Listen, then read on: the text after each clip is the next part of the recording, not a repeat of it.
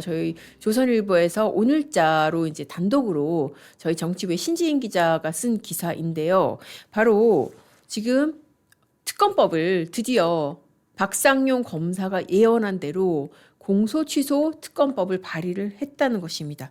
자, 기억하시죠? 저희 지난번에 이제 박상용 검사 얘기 와서도 얘기할 때도 그런 얘기를 했고, 박상용 검사가 왜 그 국조특위 나가서 선서 거부했잖아요. 선서 거부하면서 그 얘기했잖아요. 민주당이 지금 특검 만들어서 이재명 대통령 사건 공소 취소할 거다. 공소 취소한다고 안 한다고 약속하면은 내가 선서하고 증언하겠다라고 하지 않았습니까? 바로 박상용 검사의 예언대로 그대로 실현이 되는 겁니다. 참, 뭐 이것도 뭐 좀 상투적인 표현인데 정말 슬픈 예감은 틀리지 않고, 근데 여기서 슬퍼할 여유는 없고 우리가 정말 어떻게 해야 될지 이 대책을 좀 쫀쫀하게 강구를 해봐야 될 것 같은데요. 이게 정말 얼마나 말도 안 되는 일입니까? 현직 대통령이 진짜 자기가 지은 죄를 재판받기 싫어서 어떻게 보면 다 위에서 조종한 거니까 자기 하수인이 여당을 동원해서 법 만들고 그리고 자기가 임명한 특검을 시켜서 공소 취소를 하겠다고 하는 이 기가 막힌 상황. 여기에 대해서 한번 본격적으로 다뤄보겠습니다. 이게 도대체 민주주의 국가에서는 정말 있을 수가 없는 일이라고 생각이 들고 좀 이따가 제가 하나 예를 들어드리겠지만 이런 사건 비슷한 예를 찾으라고 해도 정말 쉽지가 않았습니다.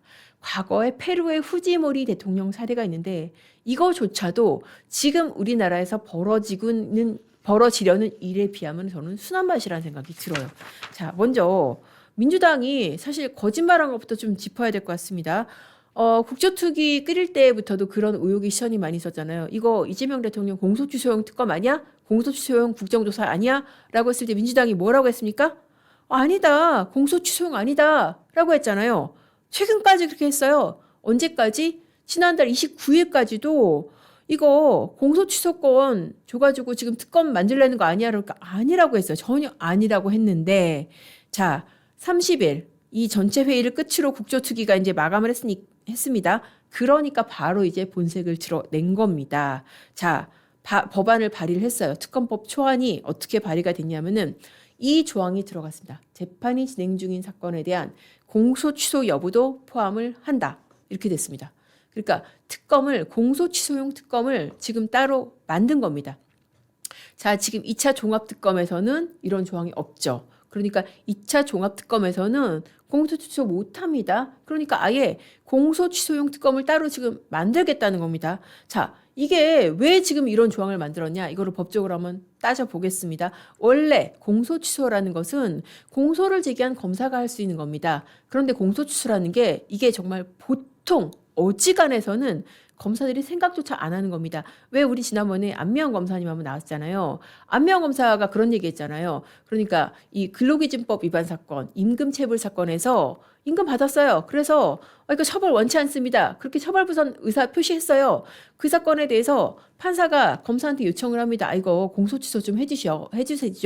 왜 그러냐면은 공소 취소를 하면은 재판이 공소기가 결정으로 간이하게 끝나거든요. 그러니까 판사 입장에서 판결문을 안 쓰니까 굉장히 간단하게 사건을 뗄 수가 있어요. 그리고 사실 그 정도가 되면은 공소 취소해도 크게 무리가 없어. 왜냐하면은 어차피 임금체불 사건은 처벌을 원하지 않는다고 하면은 이게 소송 조건이 안 되거든요. 그럼 공소 취소하면 되는 겁니다. 근데 그거조차도 어떻게 한다고 그랬어요? 이거 안 됩니다, 판사님. 이거 검사장님 결재 맡아야 됩니다. 라고 할 정도로 공소 취소라는 것은 이 공소를 제기한 검사들한테는 상상을 할 수 없는, 어떻게 보면 이렇게 비유하면 될까요? 그러니까 공소를 제기를 한다는 게 애를 낳는 거랑 비슷하다고 생각을 하면 될 것 같습니다. 검사 입장에서. 내가 애를 낳았어. 근데 내 애를, 이거 좀 말하기도 좀 끔찍한데 없애버리는 거잖아요. 그쵸? 이게 좀 상상하기가 어려운 그런 상황인 겁니다.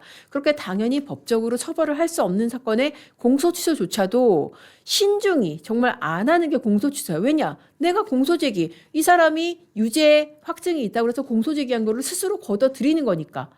그러니까 이렇게 정말 검사들로서는 생각하기 어려운 공소 취소를 이거를 지금 대통령 사건에 대해서 하겠다고 하는 겁니다. 자, 왜 지금 그러면은 공소를 제기한 검사들이 대통령 사건 직접 공소 취소 안 하겠어요? 당연하죠. 이거 공소 취소할 사건입니까? 자, 지금 대북송금 같은 경우에는 이화영은 대북송금 자체에 대해서 유죄 확정 판결이 났어요.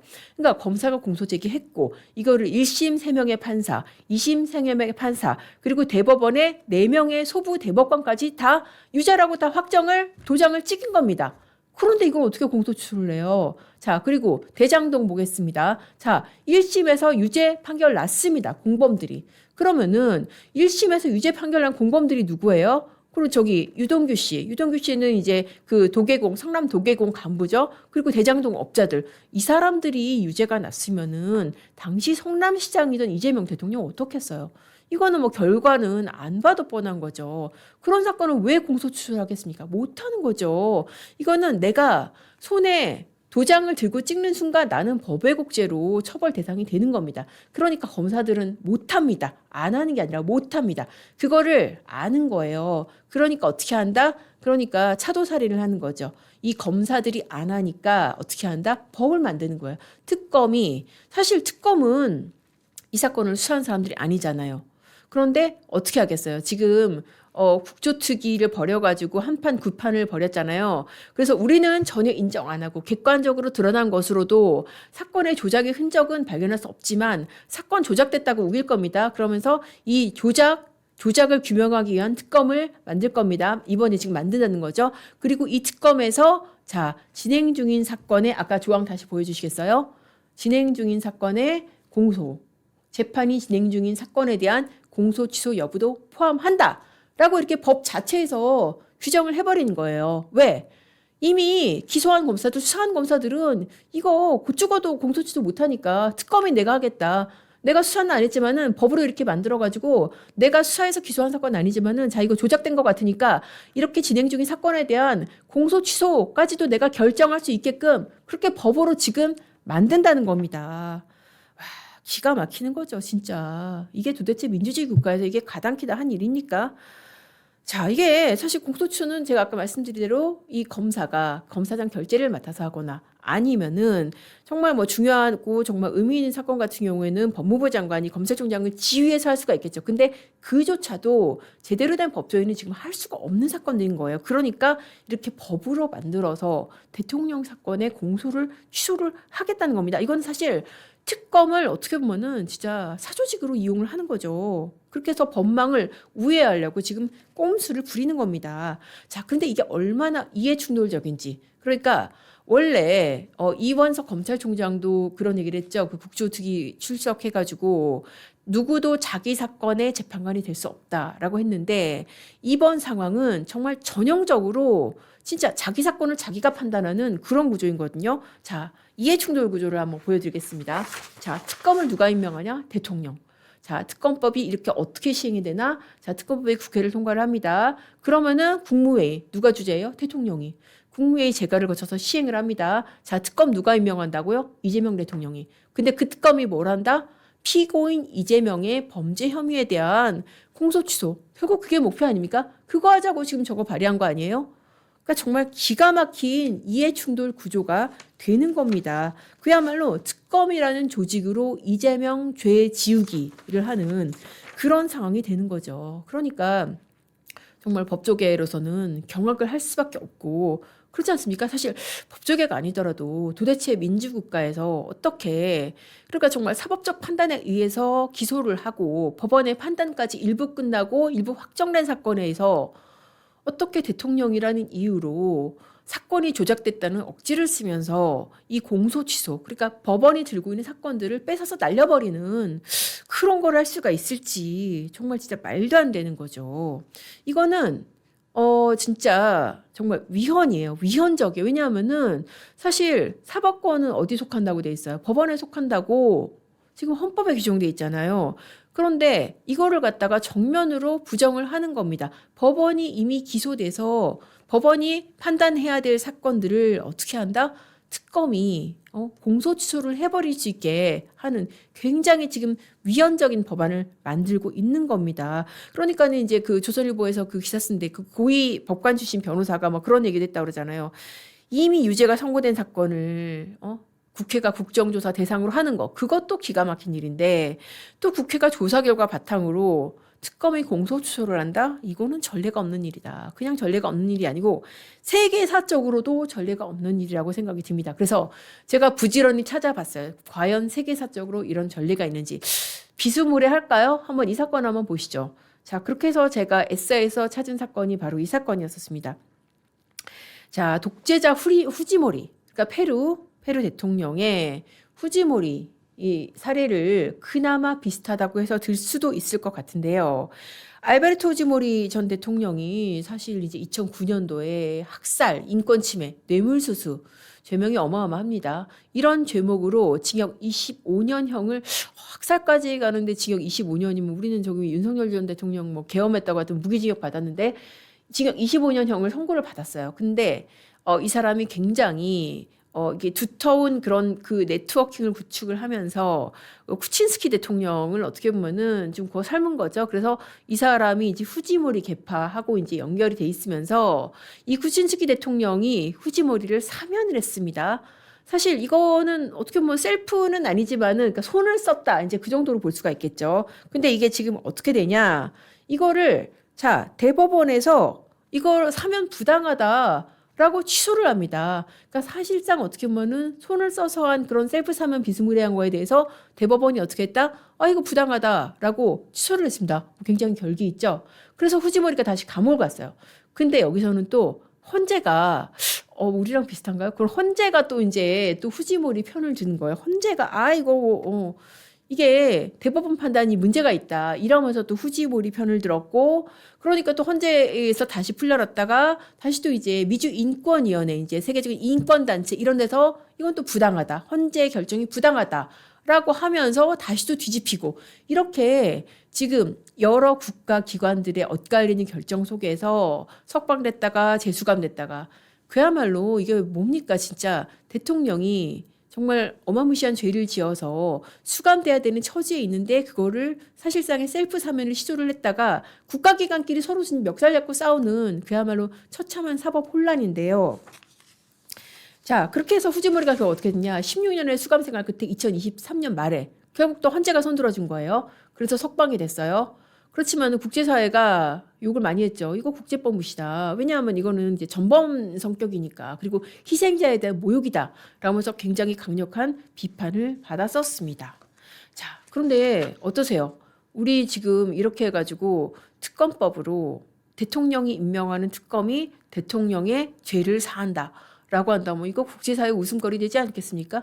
이건 후지모리는 어떻게 보면 자기가 직접 못하니까 자기의 계파를 통해서 현직 대통령한테 손을 쓰는 그야말로 약간 뭐 쓰리 쿠션이라도 했지. 이거는 너무 사실 이게 지금 2026년 대한민국의 위상에 너무나 말도 안 되고 좀 나라를 우습게 만드는 그런 사법농단이라는 생각이 듭니다.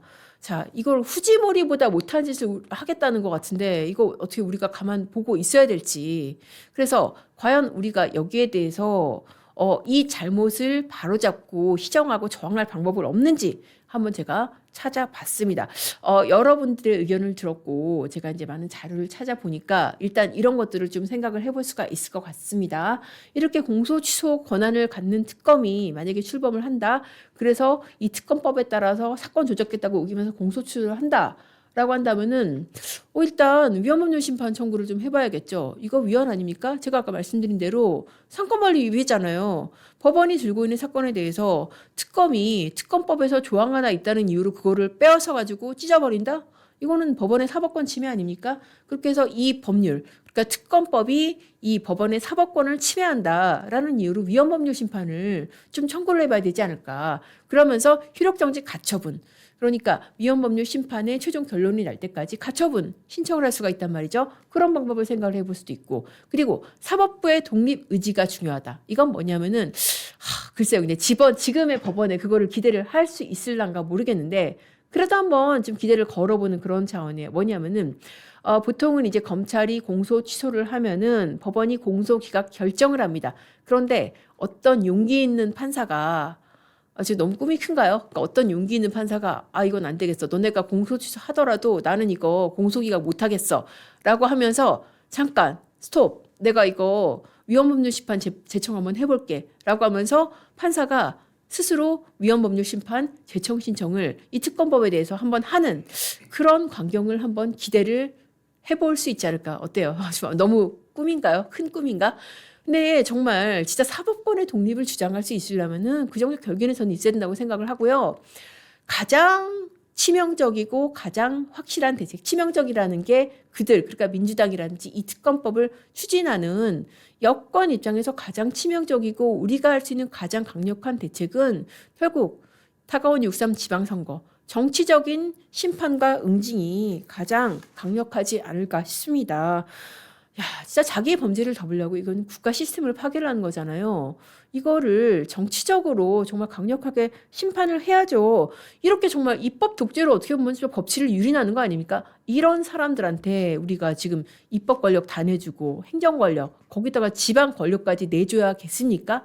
이 부분을 좀 분명히 하고 넘어가야 되지 않을까. 그래서 투표장으로 나가서 심판을 하겠다. 실제로 해야 되고 투표장으로 나가서 심판을 하겠다는 그런 결기들을 좀 분연히 보여주면은 그래도 좀 쪼는 척이라도 하지 않을까. 그래서 이 세 번째 방안이 가장 강력하고 확실한 방안이 아닐까 싶습니다. 자, 그렇게 해서 공소취소 특검법이라는 말도 안 되는 법. 그러니까 누구도 자기 사건의 재판관이 될 수가 없는데 대통령이 임명하는 특검이 대통령이 주재하는 회의를 거쳐서 대통령의 죄를 사한다? 이게 정말 말도 안 되는 민주국가에서는 있을 수 없는 일이 벌어지려고 하는데 여러분 정말 우리가 두 눈 뜨고 잘 지켜봐야 될 것 같습니다. 이 법안이 진짜 그대로 통과가 돼서 시행이 되는지 그럼 가만히 있으면 안 되겠죠. 우리가 할 수 있는 가장 강력한 방법은 바로 투표권이 아닐까 싶습니다.